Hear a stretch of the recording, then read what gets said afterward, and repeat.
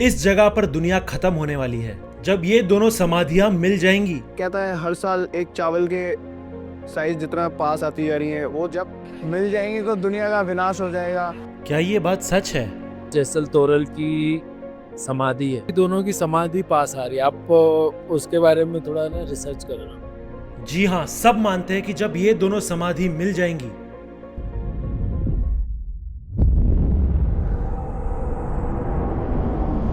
कहा जाता है कि एक टाइम ऐसा भी था जब इन दोनों समाधियों के बीच इतनी जगह थी कि यहाँ से 2 बैलगाड़ी निकल सके।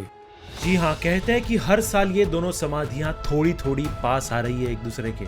और उनकी समाधि में जो डिस्टेंस है ना, हर साल में तोरल तिल के हिसाब से खिसकती है, जेसल जौ के हिसाब से, जौ का दाना रहता है ना, हाँ। कि जब मिल जाएंगे तभी प्रलय आएगा। दो जो है ना समाधि एक साथ मिलेंगी तब कहते हैं दुनिया खत्म हो जाती है, ऐसे कहते हैं। આ જેસલ અને તોરલની સમાધિ જો ભેગી થઈ જશે ત્યારે કળિયુગનો અંત થશે અને કંઈક એવી ઘટના બનશે એવી લોકોની એવી માન્યતા છે। लेकिन कौन थे जेसल जडेजा? अगर उनकी समाधि बनाई गई है, अगर हिंदू मुस्लिम सारे लोग आकर यहाँ पर प्रार्थना और सलाम करते हैं, तो ऑब्वियस सी बात है जेसल जडेजा अच्छे इंसान रहे होंगे। जी नहीं, जेसल एक डाकू था पहले वो जमाने में। जेसल तो डाकू था पहले।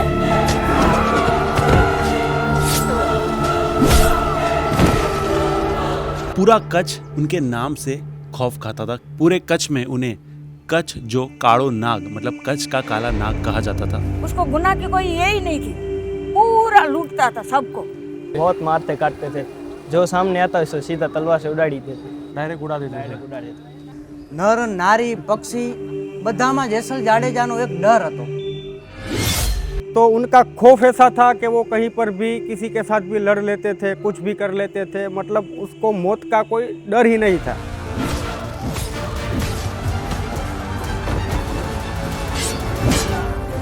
गाय को बछड़े को सबको मार डालता था वो, उसको गुनाह की कोई ये ही नहीं थी।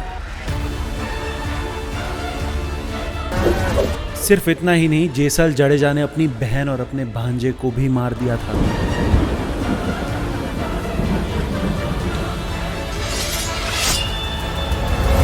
इतने खून करने के बाद जेसल जडेजा पीर कैसे बने? इन्हें लोग पूछते क्यों हैं?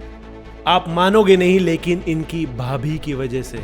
उसकी भाभी थी कि मेरे को बाजरा की रोटी और मेरे को कच्चा दूध गाय का चाहिए रोज। तो एक बार उसकी भाभी का दिमाग बराबर नहीं था, तो उसने बोला कि रोज मैं तेरी नौकरानी नहीं हूँ, अगर तू इतना ये है तो तू जा, सुरवीर है तो तू जा, तेरी घरवाली लेके आ, तोरी घोड़ी, तोरी तलवार और तोरी रानी तीनों लेके आ। કે જો તમારામાં એટલું સામર્થ્ય છે, તમારામાં એટલી તાકાત છે, તમે એટલા શક્તિવાન છો, तो तोरी घोड़ी, दूसरी तोरी नार और तोरी तलवार। तलवार में भी अलग अलग प्रकार होते हैं तलवार के भी। तो 3 चीज़ें अगर जो बंदा लेके आता है वो मर्द कहलाता है। अगर आप मर्द हो तो ये 3 चीज़ें लेकर आओ। फिर वो गया काठियावाड़, वही टाइम उपड़ा।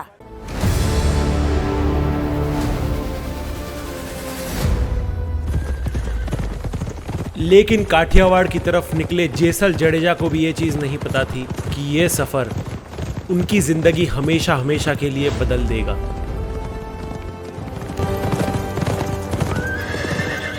तो जेसल जडेजा यहाँ से वहाँ पर गए और वो लोग सत्संग कर रहे थे रात में, और ये उनके जो घोड़े रखते हैं जहाँ पर, वहाँ पर छिप गए।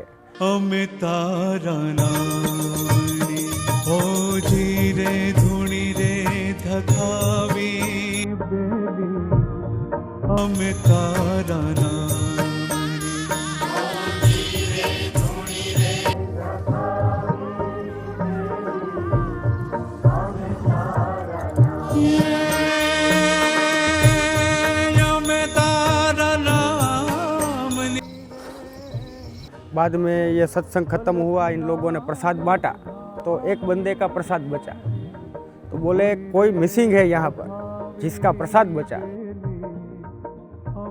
तो एक चमत्कार था उसका, तो एक प्रसादी बच गई। तो उसने बोला कि जाओ तो 2-4 लोग देखो तो कौन है। तो वहाँ गया ना, तो लगा कि है तो नहीं कोई, तो घोड़ा कैसे भड़क रहा है। नया कोई आता है ना, जानवर को बहुत मालूम हो जाता है। हाँ, तो उसके अंधारे में खीला डाला हाथ में, समझ रहे हो ना, खीला। देखा कहीं पर क्या है, तो वो जहाँ पर घोड़े रखे हुए थे वहाँ पर गए, देखा तो घोड़ा जहाँ पर बंधा था वो खिला जो दरबा हुआ था वहाँ से खून के निशान थे। तो जैसल था ना, वो सोया था, तो भी उसने आवाज नहीं किया, खिला डाल दिया। जो तोरल थी वो शादीशुदा महिला थी। जैसल जडेजा बोले कि मैं आपकी बीवी को लेने के लिए आया हूँ, तो वो अपनी पत्नी को हंसते हंसते जैसल जडेजा को दे दिए।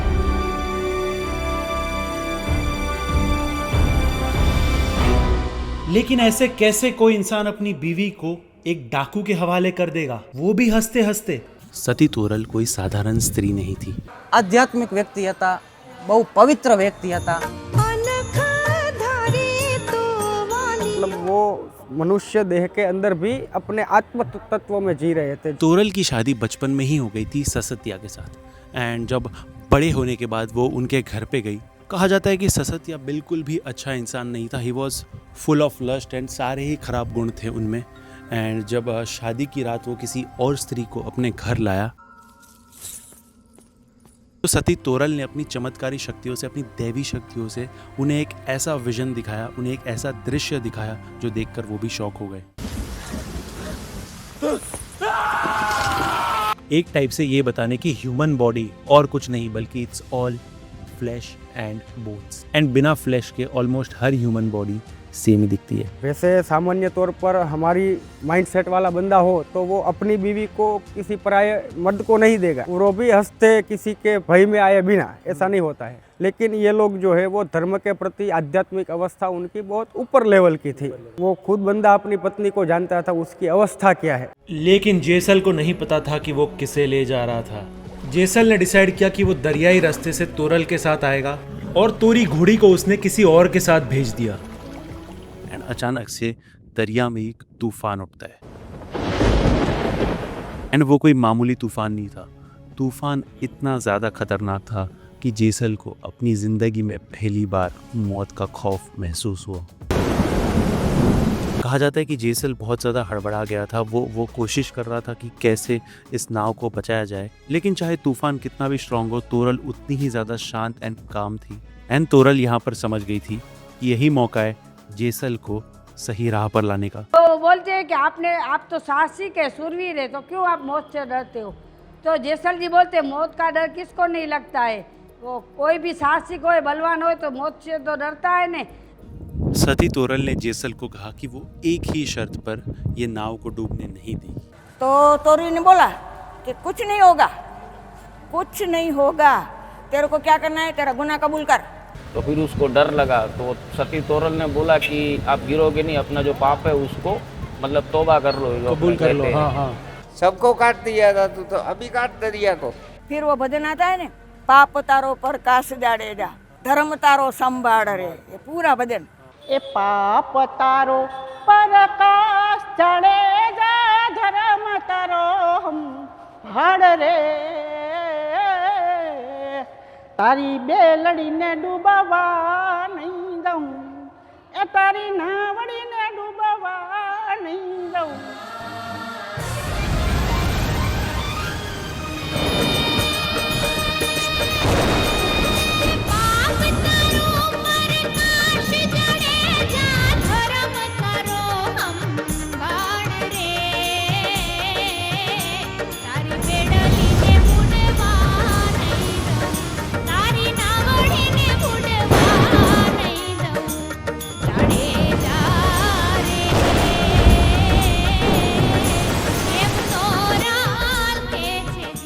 इनफैक्ट सिर्फ ह्यूमंस में नहीं बल्कि पशु पक्षियों में भी जेसल जडेजा का डर था।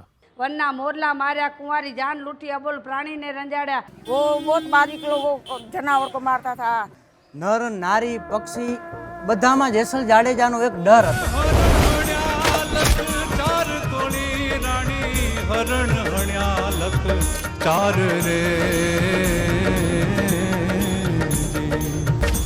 मैं तो वन नाते मोरला मारिया, मैं तो गोंद रेती को धन वारिया, मैं तो गोंद रेती को धन वारिया, तोड़ा दे रे ए बारात जाती थी तो वो भी लोग लूट लेता था, वो दुल्हन दुल्हन को सबको लूट लेता था। गुन्ने को उसको मालूम ही नहीं था कि गुन्ना क्या है। लूटी कुमारी जान तोड़ी रानी, लूटी कुमारी जान रे जी। मैं तो 27 मोड़ बंधा मारिया, मैं तो 27 मोड़ बंधा मारिया, तोड़ा दे रे। इनफैक्ट जेसल ने ये तक कहा कि एक आम इंसान के सर पे जितने बाल होते हैं उतने उसने गुनाह किए। જેટલા માથાના વાળ એટલા મેં કુકર્મ કર્યા છે। फिर उसने बोला जितना सर का बाल है उतना कर्म मैंने किया है। बहुत बहुत पाप किया है बाप, जितना माथे का बाल है इतना बाल पाप किया है। जेटला मथे जा वाल तोड़ी रानी, जेटला मथे जा वाल रे देवा, जेटला तो वकराम में करया, हे जी एटला तो वकराम में करया, तोड़ा दे रे एम जेसल के छे जी, हे जी रे पापी जाड़े जो के छे। जेसल जडेजा की आंखों के सामने उनकी पूरी जिंदगी आई। उन्होंने जितने पाप किए वो सारे आ गए।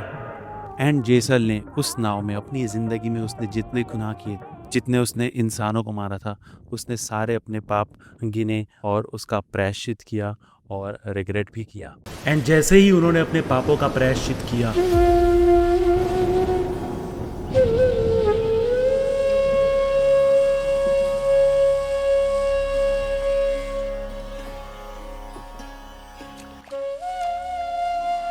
जेसल समझ गया था कि तोरल कोई साधारण स्त्री नहीं है। तो फिर तोरल को बोले कि अभी मुझे मालूम हो गया आप कौन हो, अभी आप मुझे अपना दास बना लो। फिर जेसल जडेजा और तोरल ने यहाँ पर अंजार में रहकर हरिभजन किया। હવે એ જેસલ જાડેજાના જીવનમાં આવ્યા એટલે જેસલ જાડેજાનું જીવન પરિવર્તન થઈ ગયું। જેસલ જાડેજા ડાકુનો માર્ગ છોડી ભક્તિના માર્ગ ઉપર આવ્યા। फिर वो यहाँ के बसे अंजार में, ये जगह पे पहले जंगल ही था यहाँ पे, तो यहाँ पे फिर वो एक अच्छा इंसान, नेक इंसान हो गया। लेकिन अभी भी ये चीज क्लियर नहीं है कि जेसल जडेजा की पूजा क्यों की जाती है। वो पीर कैसे बने, एक खूंखार गुंडा एक नेक इंसान कैसे बना। कि जब जेसल जाडेजा अंजार में रह रहे थे और जेसल बाद में संत हो गया तो फिर लोग उसकी मजाक उड़ाते थे। तो पहले जिसका खौफ चलता था आज वो कपड़े धोने के लिए तालाब में जा रहा है।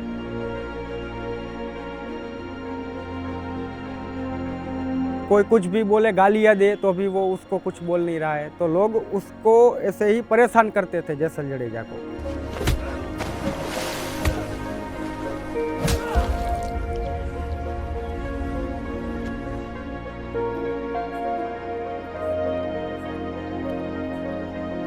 और एक दिन ऐसा हुआ कि साधु संत वगैरह यहाँ इनके यहाँ आए ठहरने के लिए। तो जेसल जी सधीर सेठ के पास गए, बोले आप मुझे थोड़ा किराना दीजिए उधार पे।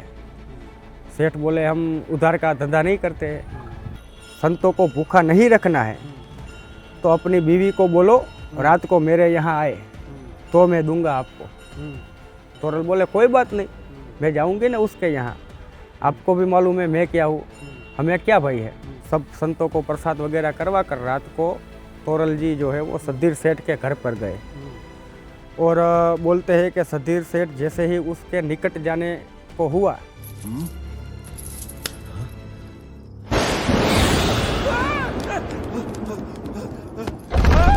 अलग अलग ऐसे उसको भय उत्पन्न होने लगा, वो उसके निकट नहीं जा रहा था। तब जाकर उसको ये एहसास हो गया कि कोई सामान्य स्त्री नहीं है और मैंने बहुत बड़ी भूल कर दी है। तोरले त्रण नर तारिया, सासतियो अने सधीर, जेसल जगनो चोर हटो एने पलमा कीधो पीर। मतलब तोरल ने 3 नरों का परिवर्तन किया। सासतिया उनके पहले पति, सधीर सेठ और जेसल जो सबसे बड़ा चोर था उसे भी पल में पीर बना दिया।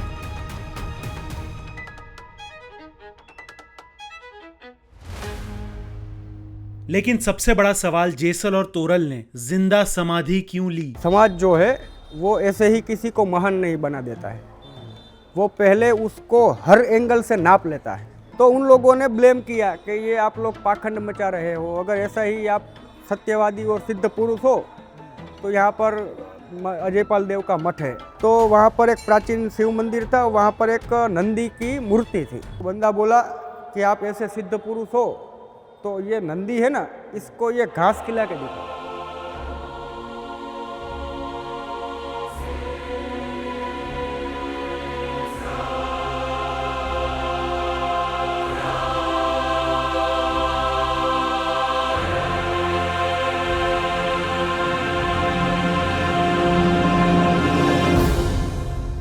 तो उसने वो पर्चा दे दिया, लेकिन फिर उसको हिन्न भाव हुआ जैसल जडेजा को।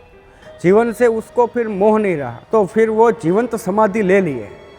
और जब तोरल जी को मालूम हुआ, पीछे से आकर उन्होंने भी पास में समाधि ले ली।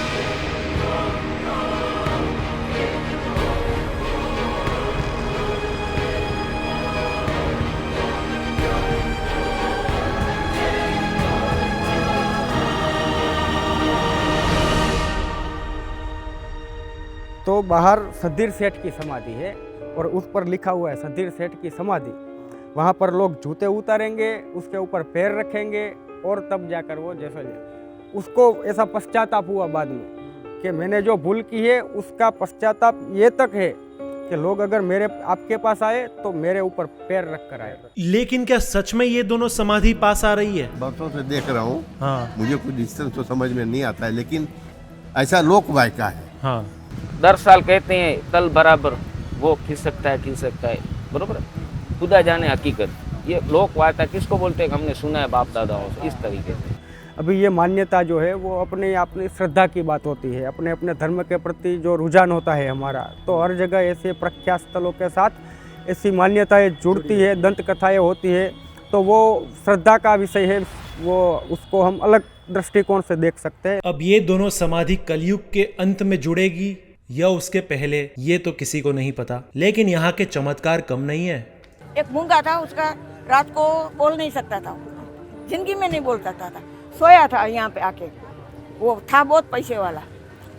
उसको तोरी रानी वो देसल सपने में आया और बोला कि मेरा यहाँ मंदिर बना, मैं गूंगा हूँ, कोई समझेगा कैसे? बोला ना तू बोल सकेगा और सबको बोलना। तो सुबह आ गई उसकी जबान, उसने सब लोगों को बुलाया और बोला कि यहाँ जैसे तोड़ मंदिर बनाओ। इनफैक्ट गुजरात भूकंप में जब सब कुछ नष्ट हो गया था, जेसल तोरल की समाधि वैसी की वैसी थी। समाधि के आसपास जो इंटीरियर्स है वो बहुत अलग है, एंड ये समाधि के आसपास की सारी दीवारें गिर गई थी, सब कुछ गिर गया था, पर एक चीज़ थी जिसका बाल भी बाका नहीं हुआ, वो थी जेसल तोरल की समाधि। वो वैसे की वैसी ही थी। हम अक्सर जब प्यार की कहानियों की बात करते हैं, हम करते लैला मजनू की बात, हम करते हीर रांझा की बात, लेकिन ये कहानी कुछ अलग है। ये एक स्पिरिचुअल जर्नी है। पति पत्नी नहीं है, सब मानता है कि पति पत्नी नहीं है। तोरल है ना, जेसल का गुरु है। धर्म आस्था से भी वो ऊपर है। आप देख रहे हैं यहाँ पर दूसरे धर्म के भी लोग आ रहे थे अभी। जेसल तोरल की कहानी से हम भी बहुत कुछ सीख सकते हैं। हम अगर अपना कैरेक्टर बचाना चाहेंगे तो कलयुग हमें नहीं बचाने देगा, वो हमें भ्रम में डालेगा। तो ऐसे ही जेसल जडेजा के जीवन में भी हुआ और सभी के जीवन में इस प्रकार से ही वातावरण जो है वो प्रभाव पैदा करता है। और अगर जो लोग उसमें से गुजर कर पसार हो जाते हैं वो महान हो जाते हैं, और नहीं जो गुजर पाते हैं वो आम ही रह जाते हैं। जेसल तोरल की कहानी हमें सिखाती है कि बदलाव संभव है, बस एक तोरल जैसी सच्ची आत्मा का साथ चाहिए। जेसल ने कोई युद्ध जीत कर नहीं, बल्कि खुद को हराकर असली जीत हासिल की। ये डॉक्यूमेंट्री तभी बहुत सारे लोगों तक पहुंच पाएगी जब आप इस वीडियो को लाइक करोगे एंड कमेंट करोगे। एक ऐसा ही इंडिया में मंदिर है जहां पर एक बाइक की पूजा होती है, या फिर एक ऐसा त्योहार जहां पर जान बचाकर भागना पड़ता है, या फिर एक ऐसा गांव जहां पर दरवाजे ही नहीं है। ये सारी डॉक्यूमेंट्रीज आप यहाँ पे टैप करके देख सकते हो। Thank you so much.